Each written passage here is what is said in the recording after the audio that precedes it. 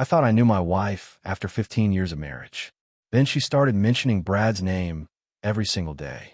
When she announced their weekend getaway to a romantic mountain resort, I said, sure, but first let me show you something. What I did next changed everything. She documented her own betrayal and handed me the evidence I needed. Some mistakes you just can't come back from. My name is Rodney Mooney, and I'm 41 years old. I run a small plumbing business here in Columbus, Ohio. Nothing fancy, but it keeps food on the table and pays the mortgage. I mostly handle commercial accounts, office buildings, small businesses, that sort of thing. It's honest work, and I take pride in doing it right the first time. Rita and I have been married for 15 years. She's 39, works as an office manager at some consulting firm downtown. Beautiful woman, always has been. Dark hair, green eyes, the kind of smile that could light up a room. When we first met at my buddy Mike's barbecue back in 2008, I knew she was something special. But lately, things have been different. Strange, you might say. It started about 3 months ago with this name that kept popping up in our dinner conversations. Brad said this, and Brad thinks that. At first, I figured it was just workplace chatter. You know how it is. You spend 8 hours a day with people. You're bound to talk about them at home. The thing is, it wasn't just casual mentions anymore. Every single conversation somehow circled back to this Brad character. What he thought about the weather, his opinions on politics, his weekend plans. Hell, she even started quoting his restaurant recommendations. Last Tuesday, she came home from work practically glowing. Honey, you'll never guess what happened today, Rita said, dropping her purse on the kitchen counter. I was fixing a leaky joint under the sink. Our own house always seems to get the leftover attention after I've spent all day working on other people's pipes. What's that, sweetheart? I called out from under the cabinet. Brad got promoted to regional manager. Isn't that wonderful? I slid out from under the sink and looked at her. The excitement in her voice caught me off guard. It was the kind of enthusiasm she used to reserve for our anniversary dinners or vacation plans. That's nice, I said, wiping my hands on a shop rag. Good for him. He's taking a few of us out to celebrate this weekend. You know, team building. Something in my stomach tightened, but I couldn't put my finger on why. Us. Just the office crew. Nothing fancy. Probably just dinner somewhere nice. I nodded, but that nagging feeling wouldn't go away. Maybe it was the way she said, somewhere nice, or how she avoided making eye contact when she mentioned it. Either way, I filed it away in the back of my mind. That night, I lay in bed listening to Rita's breathing as she slept beside me. 15 years of marriage teaches you things about your spouse, their habits, their tells, their moods. Something was shifting, and I couldn't shake the feeling that this Brad fellow was at the center of it. The next few weeks were like watching a slow-motion train wreck. Rita's fascination with Brad went from annoying to downright concerning. Every conversation, every phone call, every text message seemed to revolve around this guy. I came home from a particularly tough job at Patterson Medical. Their main line had burst and flooded half the basement, to find Rita on the phone, giggling like a schoolgirl. "Oh, Brad, you're so funny," she said, not even noticing I'd walked into the kitchen. "I can't believe you actually said that to your boss." I dropped my tool bag by the door with more force than necessary. Rita glanced up and made a just a minute gesture with her finger. "I have to go. My husband just got home," Rita said into the phone. "See you tomorrow." "Work call?"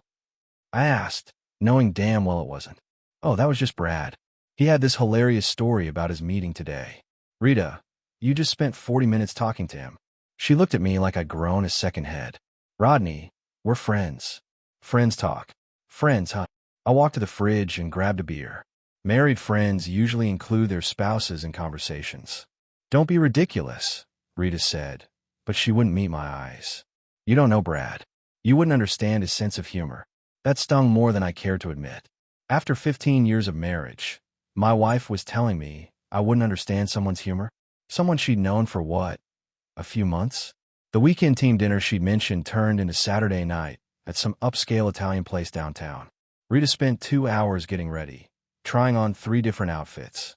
"It's just a work dinner," I said, watching her apply a second coat of lipstick.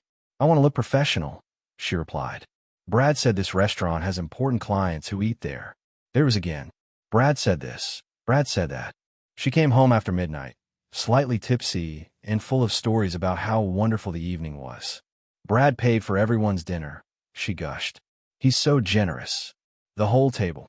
Well, he and I shared a bottle of wine, and then we talked for hours after everyone else left. My blood ran cold. Everyone else left. Just for a little while. We were having such a great conversation about life, dreams, that sort of thing. I stared at my wife, this woman I'd loved for 17 years, and realized I was looking at a stranger. The Rita I married would never have stayed out until midnight drinking wine with another man while her husband sat at home wondering where she was.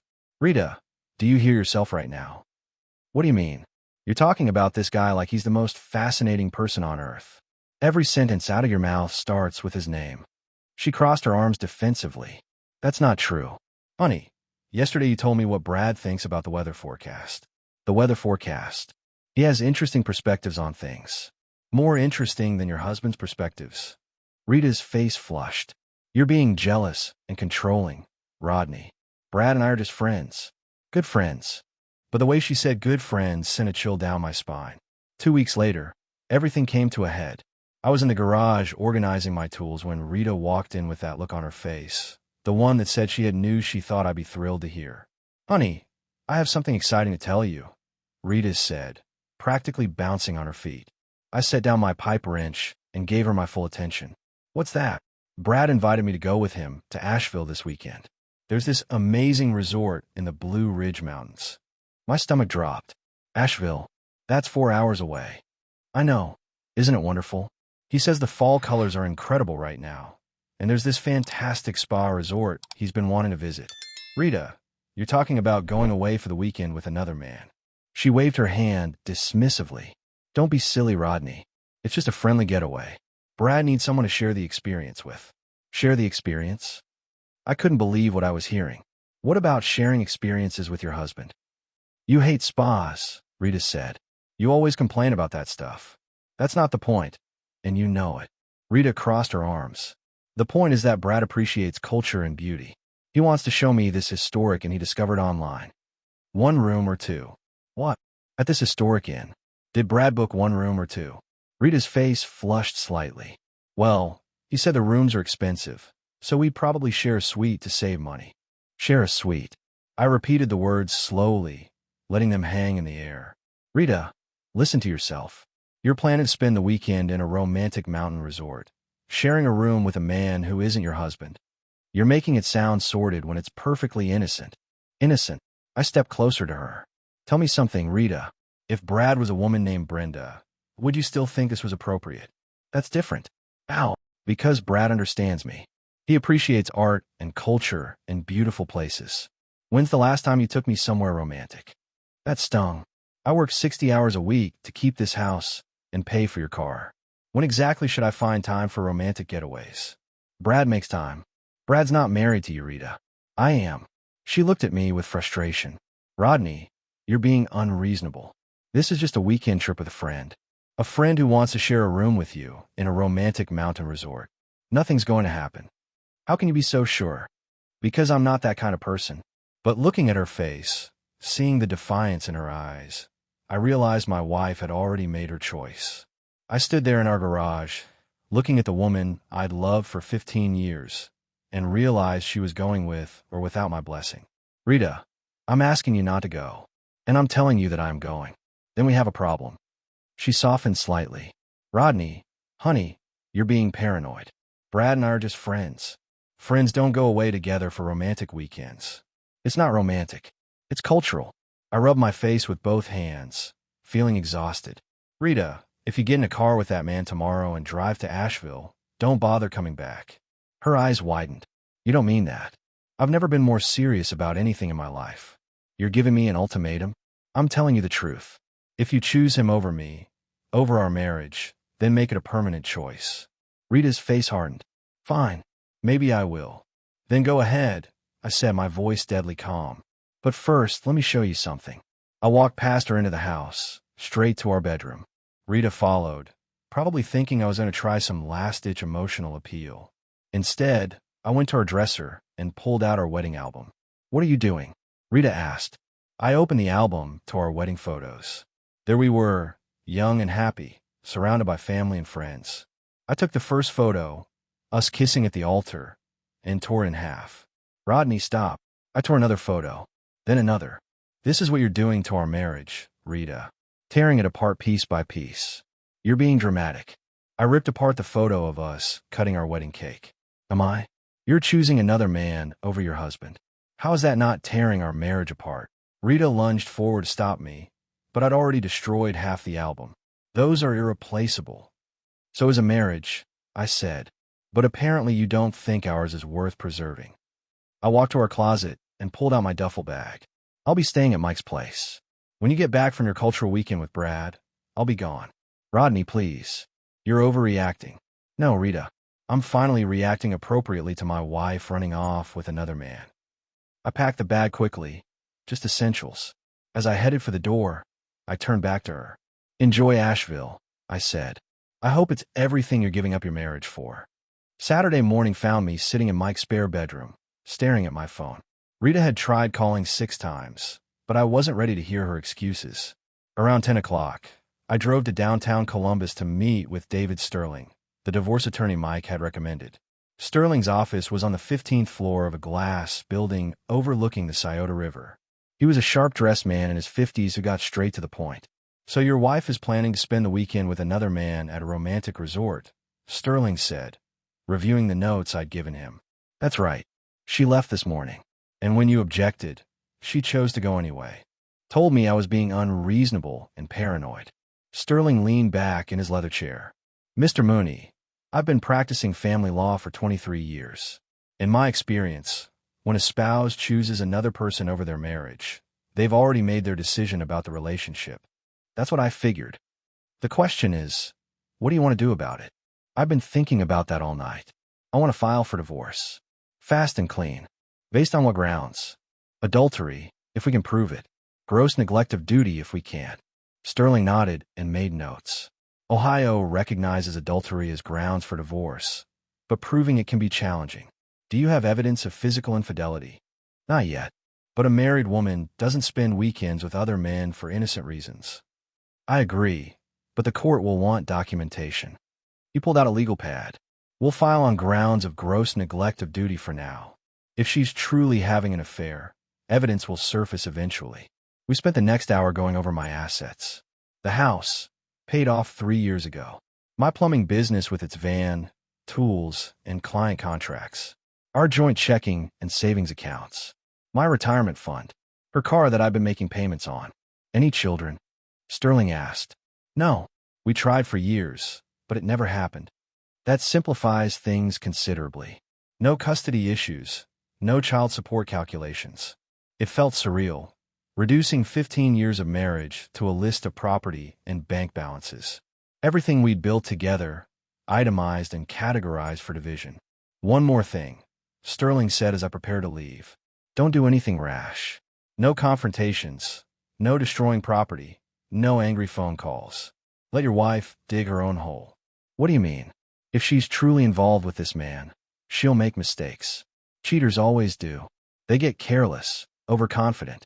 Stay calm, document everything, and let her provide the evidence we need. Sterling handed me his card. Call me immediately if anything significant happens. And Mr. Mooney, change your banking passwords tonight. Open a separate account tomorrow. Protect your assets. I drove back to Mike's house, feeling strangely peaceful. For the first time in months, I was taking action instead of just watching my marriage crumble. Mike was in his backyard, working on his motorcycle when I got back. How'd it go with the lawyer? Good. Papers will be filed Monday morning. You sure about this, Rod? 15 years is a long time. Mike, my wife chose another man over me. She's in Asheville right now, sharing a room with him. What's to be sure about? He nodded slowly, tightening a bolt. Just seems final, you know. It is final. Rita made it final when she got in that car with Brad this morning. My phone buzzed with another call from Rita. I declined it and turned off the ringer. Whatever she had to say from Asheville, I wasn't interested in hearing. I had planning to do. Sunday evening, Rita started sending text messages. The first few were innocent enough. Photos of mountain views and historic buildings. The scenery here is breathtaking. One message read, Brad really picked the perfect place. But then the pictures started showing Brad. Brad at dinner, raising a wine glass toward the camera. Brad and Rita standing together at some scenic overlook, his hand on her lower back. Brad and Rita sitting close together on a resort patio, his arm draped around her shoulder like they were a couple. Each photo felt like a knife twist, but Sterling's words echoed in my mind. Let her provide the evidence we need. So I screenshot every single message and saved them to a folder on my phone. Mike looked over my shoulder as another photo came through, Rita and Brad in what appeared to be a hot tub, both holding champagne glasses. Rita was wearing a bikini I'd never seen before. Jesus, Rod. She's not even trying to hide it. Good, I said, saving the image. Makes my lawyer's job easier. You think she's doing this on purpose? Like she wants you to see? I think she's drunk on attention and not thinking straight. Brad's probably telling her she deserves better than a blue-collar husband. The messages kept coming throughout the evening. Brad knows so much about wine, and having dinner at this amazing restaurant Brad discovered, and Brad surprised me with couples massage at the spa. Couples massage. My wife was getting a couples massage with another man. The final photo arrived Sunday night around 11 o'clock. Rita and Brad in matching bathrobes on a hotel balcony, the Blue Ridge Mountains in the background. They were holding champagne flutes, and Rita was leaning against Brad's chest. The caption read, "Having the most amazing time. Brad really knows how to treat a lady." I stared at that photo for a long time before saving it. My wife of 15 years, in another man's arms, telling the world how well he treated her. The message was clear, better than her husband ever had. I forwarded everything to Sterling's email with a note. Evidence obtained. Please advise next steps. He called me back within 20 minutes, despite it being late on a Sunday. Mr. Mooney, these photos are exactly what we need. Your wife has essentially documented her own adultery. What happens now? We proceed with the divorce filing. With this evidence, we can seek a favorable settlement on grounds of marital misconduct. Ohio courts don't look kindly on this kind of behavior. Good. There's something else. That last photo, with them in bathrobes, that's particularly damaging. No innocent explanation for that level of intimacy. Monday morning came with a dozen missed calls from Rita. She was supposed to come home that evening, but I wasn't planning to be there. Mike had agreed to let me stay in his spare room indefinitely, and I'd already started moving my essential belongings. Around noon, my phone rang with an unknown number. Rodney, thank God. Rita's voice was shaky and desperate. My phone died and I had to borrow Brad's. We need to talk. No, we don't. Please, let me explain what happened this weekend. The photos explained everything, Rita. You don't need to say another word. It's not what it looks like. Really? Because it looks like my wife spent the weekend playing house with another man. We were just having fun. Relaxing. It was innocent. Rita, you sent me pictures of yourself in a hot tub with another man, in bathrobes on a hotel balcony, getting a couple's massage. What exactly am I supposed to think? You're taking everything out of context. What context makes a married woman pose for romantic photos with a man who isn't her husband? Silence on the other end. Rita, you still there? Rodney, I made a mistake. You made several mistakes, and I screenshot every one of them. I could hear her sharp intake of breath. What does that mean? Check your email when you get home. My lawyer will be in touch. Lawyer. Divorce papers will be filed tomorrow morning. Rodney, no. Please. We can work this out. There's nothing to work out. You chose Brad over me this weekend. Now I'm choosing myself over you. I hung up before she could respond. Within minutes, my phone was buzzing with calls from the same unknown number, but I'd heard everything I needed to hear. Rita had given me all the evidence I needed to end our marriage on my terms, and she'd done it with a smile on her face. Tuesday morning, I was back at work for the first time since Rita's departure. My first job was a burst pipe at Henderson Manufacturing. Water everywhere. Emergency repair needed. The physical work felt good, focusing my mind on something productive instead of dwelling on my crumbling marriage. Around noon, my assistant Jake called with news. Boss, some lady's been calling the office all morning asking for you. Says she's your wife, and it's urgent. If she calls again, tell her I'm unavailable. Will do. Oh, and your lawyer called too. Says he needs to see you this afternoon. I finished up at Henderson's and drove straight to Sterling's office. He had good news and bad news. Good news first, Sterling said, spreading papers across his desk. I filed the divorce petition this morning. Rita will be served at work tomorrow. What's the bad news? She's been trying to contact my office. Left 6 voicemails claiming the photos were taken out of context. Out of context? Her exact words were that Brad was just being friendly, and she was caught up in the moment. I laughed bitterly. Caught up in the moment for an entire weekend. There's more. She wants to schedule a meeting with both of us to explain the misunderstanding. No meetings. No explanations. She made her choice. Sterling nodded approvingly. That's what I told her. Mr. Mooney, I've seen this pattern before. Cheating spouses always want to explain their way out of consequences. Don't fall for it. I won't. Good. Now about your assets. I've filed for temporary exclusive use of the marital home. Given her adultery and abandonment, the court will likely grant it. She abandoned the home. She left for a romantic weekend with another man. In legal terms, that constitutes abandonment of the marital residence. I drove back to the house that evening, my house now. Rita's car wasn't in the driveway, which meant she was probably still trying to figure out her next move. I changed the locks anyway. Better safe than sorry. Inside, everything looked exactly as I left it Saturday morning. The torn wedding photos were still scattered on the bedroom floor. Rita's coffee cup was still on the kitchen counter. It was like looking at a museum of my failed marriage. My phone buzzed with yet another call from Rita. This time I answered. Rodney, finally. We need to talk. No, we don't. I got served with divorce papers at work today. In front of my entire office. Good. Maybe Brad heard about it. This is ridiculous. One weekend doesn't mean our marriage is over. Rita, you spent a romantic weekend with another man. You sent me photos of yourself in his arms. What exactly did you think would happen? I thought you'd be upset, but not this upset.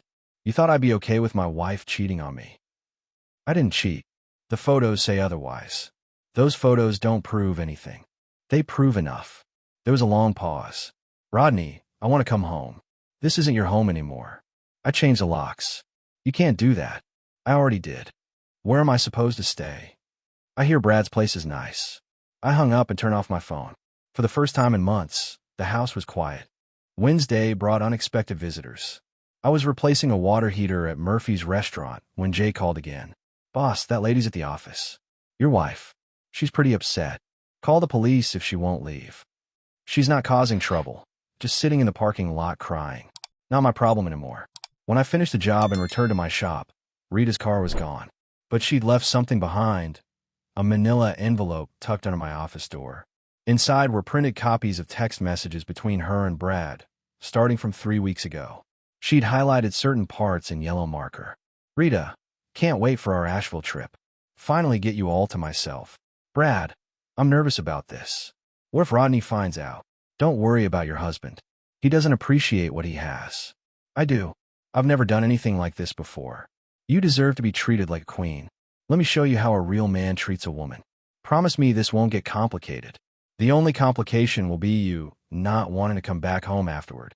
I read through dozens of messages, each one more damning than the last. Rita had documented her own premeditated adultery and handed me the evidence. At the bottom of the stack was a handwritten note. Rodney, I printed these to show you that Brad manipulated me. He planned everything. He told me what I wanted to hear. I was stupid and naive, but I never meant for this to happen. Please call me. We can fix this. Love, Rita. I called Sterling immediately. She's trying to blame the other man. I told him. Says she was manipulated. Classic deflection. How do you want to handle it? Add these text messages to the divorce file. They prove premeditation. Excellent.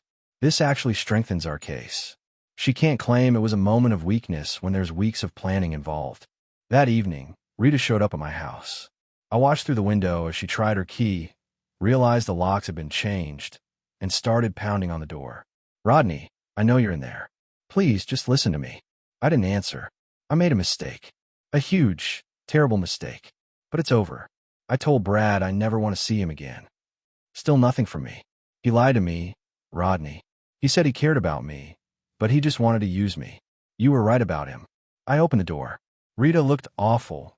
Red eyes, messy hair, like she hadn't slept in days. You done? I asked. What? With your speech. You done? Rodney, I love you. I've always loved you. No, Rita. You loved the security I provided. You loved having a husband at home while you played around with Brad. That's not true. The text messages say it is. Her face went pale. You read them. Every single one. Planning your affair for weeks, talking about how I don't appreciate you, how Brad would treat you like a queen. He manipulated me. Nobody forced you to text him back. Nobody forced you to go to Asheville. You made choices, Rita. Bad choices. I want to come home. This isn't your home anymore. It's my house too. Not according to the court order. You abandoned it for another man. Tears streamed down her face. What do you want me to do? Move on. Find someone who appreciates your sophisticated taste in men. I closed the door and locked it.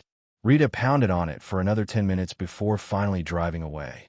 My phone was full of voicemails from her, but I deleted them all without listening. 3 months later, the divorce was nearly finalized. Rita had tried everything, letters, showing up on my job sites, even getting her sister to call me. But I'd stayed strong. Sterling had done excellent work, and Rita was going to walk away with minimal assets due to her proven adultery. I was installing a new water system at Carson Elementary when Jake brought me a message. Boss, your ex-wife's at the office again. Says it's urgent. Tell her to call her lawyer. She says Brad's getting married. That stopped me cold. What? To his secretary. Apparently, it's been going on for months. I finished up at the school and drove to my office. Rita was sitting in her car, looking defeated. When she saw me, she got out and approached slowly. Rodney, I need to tell you something. Make it quick. Brad's engaged. To a 25-year-old from his office. Good for Brad. He was seeing her the whole time. Even before our trip to Asheville. I felt a cold satisfaction. So you were just a side piece. I was so stupid. Yes, you were. He played me completely. Told me everything I wanted to hear about being underappreciated and deserving better. And you believed him. I wanted to believe him. Rita's voice broke. I was feeling invisible in our marriage. Like we were just going through the motions. So you decided to throw it all away for someone who was using you. I know I can't undo what I did. But maybe we could try again. Start over. I looked at this woman who'd been my wife for 15 years. She looked older, worn down by the consequences of her choices. Rita, what you're really saying is that now that Brad's unavailable, you're willing to settle for your boring husband again. That's not. That's exactly what it is. You chose him over me. He chose someone else over you. Now you want me back because I'm better than being alone. I loved you, Rodney. I still do. You loved the security I provided. But it wasn't enough to keep you faithful. People make mistakes. Some mistakes are too big to come back from. So that's it. You'll never forgive me. I forgave you months ago, Rita. But forgiveness doesn't mean taking you back. I don't understand the difference. Forgiveness is for my peace of mind. Taking you back would be for your convenience. Rita started crying. I lost everything. You chose to gamble everything. Brad just collected his winnings. She got back in her car without another word. As she drove away, I felt nothing but relief that I'd stayed strong. 6 months after the divorce was finalized, I was a free man with a fresh start. The settlement had been favorable. I kept the house, my business, and most of our savings. Rita had moved to Cleveland to live with her sister. I was finishing up a job at Miller's Auto Shop when the owner, Dave Miller, introduced me to his daughter. Rodney, this is my daughter Sarah. She's taking over the business books. Sarah was 34, divorced with a 10-year-old son, and had kind eyes that actually lit up when she smiled. We talked while I worked on their broken sink, and I found myself enjoying the conversation. You're really good at explaining things, Sarah said. Most contractors just grunt and hand you a bill. I believe in treating customers right. Repeat business keeps the lights on. Smart approach. When I finished the job, Sarah asked if I'd like to grab coffee sometime. I'd like that, I said, surprising myself. Our first coffee led to dinner. Dinner led to more dates. Sarah appreciated simple things, a good meal, honest conversation, a man who showed up when he said he would. You're very different from my ex-husband, Sarah told me one evening as we watched her son play in the park. How so? You're present. When you're here, you're really here. Where else would I be? That's my point. My ex was always looking over my shoulder for something better.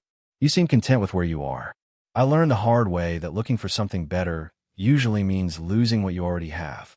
3 years later, Sarah and I got married in a small ceremony at her church. Her son, Tyler, was my best man. Mike gave a speech about second chances and knowing when you've found the right person. The difference between Rita and Sarah, Mike said that night, is that Rita was always looking for reasons why the grass might be greener somewhere else. Sarah appreciates the grass she's got. As I watched Sarah laugh at Mike's speech, I realized he was right. Some people spend their whole lives looking for something better. Others recognize good when they see it. Rita had taught me what I wouldn't accept. Sarah taught me what I deserved. Looking back on that terrible week when my first marriage ended, I can honestly say it was the best thing that ever happened to me. Sometimes you have to lose everything to find out what really matters. And sometimes, revenge really is served cold.